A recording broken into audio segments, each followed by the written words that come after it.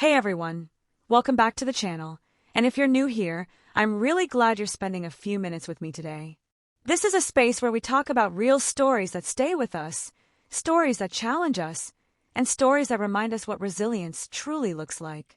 Today we're talking about Elizabeth Smart, not just what happened to her, but who she became afterward, and why her story still matters so deeply today. Elizabeth Smart became a household name in 2002 when she was just 14 years old and was abducted from her bedroom in the middle of the night. For many people, that detail alone is chilling. The idea that danger can enter a place meant to be safe is something that sticks with you. For 9 long months, Elizabeth was missing, and the entire country watched, hoped, and feared alongside her family. During that time, she endured unimaginable trauma, isolation, and control, yet somehow held on to the belief that she would survive. What's especially powerful about Elizabeth's story is not just that she survived, but how she survived. She has spoken openly about the fear she felt, the confusion, and the mental strength it took to endure each day. She was threatened, manipulated, and told that escape would lead to terrible consequences. And that raises an important question to think about. When someone is trapped in a situation like that, how do we truly define bravery? Is it fighting back, or is it simply staying alive when every part of you wants to give up?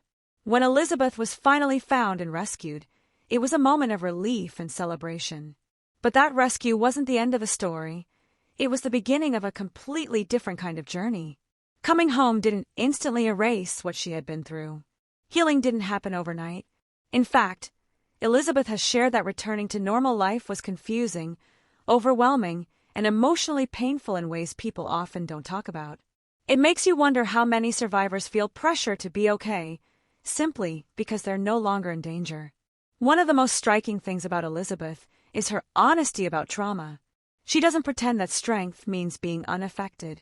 Instead, she talks about fear, shame, and self-blame, emotions many survivors experience but rarely feel safe admitting. And that leads to another important question.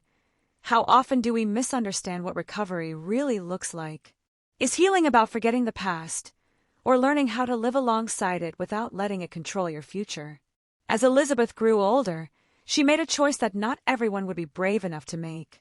She chose to speak. She chose to share her story publicly, not for attention, but to help others feel less alone. She became an advocate for child safety, survivor support, and education, using her voice to push for change. Through her foundation in public speaking, she's worked to help people understand that survival doesn't come with a single, perfect response. What's powerful here is that Elizabeth never presents herself as a symbol without flaws. She doesn't claim to have all the answers. Instead, she reminds people that strength can look quiet, complicated, and deeply human. Her story challenges the idea that survivors owe the world a specific version of courage or recovery. And honestly, that's something we could all reflect on. How often do we expect people to heal on our timeline instead of their own? Elizabeth's life today includes things many once feared she'd never have: love, family, purpose, and peace. She's a wife, a mother, and an advocate. But she's also someone who continues to acknowledge her past without letting it define her entire identity. That balance is incredibly hard to achieve, and it invites another thoughtful question. How do we honor what we've been through without letting it become the only thing we're known for? Her story has also sparked wider conversations about how society treats victims, especially young girls. Elizabeth has spoken out against victim blaming, outdated beliefs, and harmful narratives that place responsibility on survivors rather than perpetrators. Listening to her speak, you realize how important it is to change not just laws, but attitudes.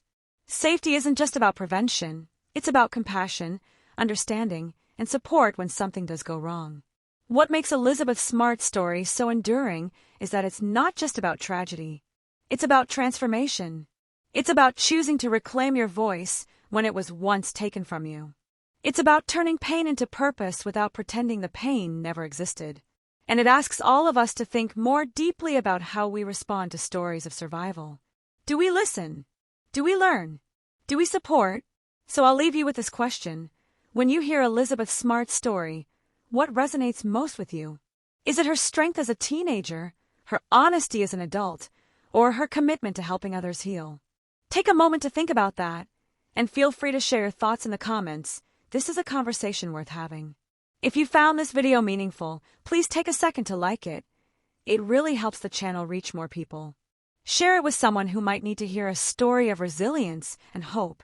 And don't forget to subscribe for more thoughtful, human stories like this one. Thank you so much for watching, for listening, and for being here. I'll see you in the next video.